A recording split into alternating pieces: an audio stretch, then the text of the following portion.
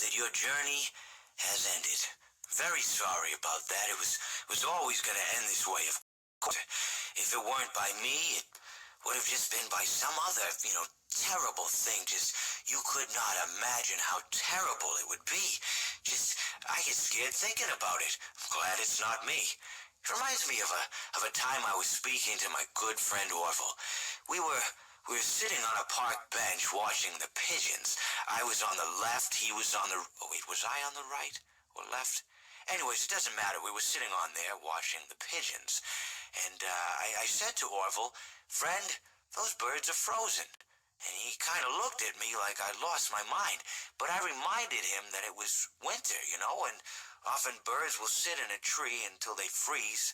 And then they sort of fall to the ground until the sun warms up and they can, move around again. So I said to Orville, "You might as well save those breadcrumbs until the birds thaw, because they can't very well enjoy them in the condition they're in."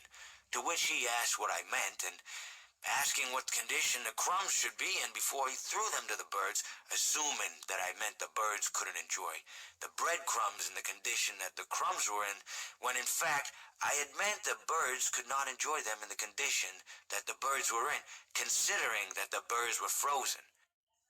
So he took a moment and then threw his last handful onto the ground. I said to him, "Orville, why did you throw the breadcrumbs to the birds when I just told you they're frozen?" To which he responded, "The breadcrumbs are not frozen." Again, misunderstanding my words. I didn't mean to say that the breadcrumbs were frozen when I said I told you they're frozen. I'd been referring to the birds.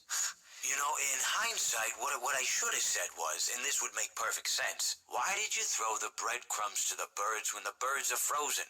He misunderstood upon my correction, stating that he didn't know what else to do with the breadcrumbs, and that perhaps, when the birds thawed, they'd still be able to eat the crumbs. So I said to Orville, and this is what I said to him, I said, "Orville, the birds may be dead,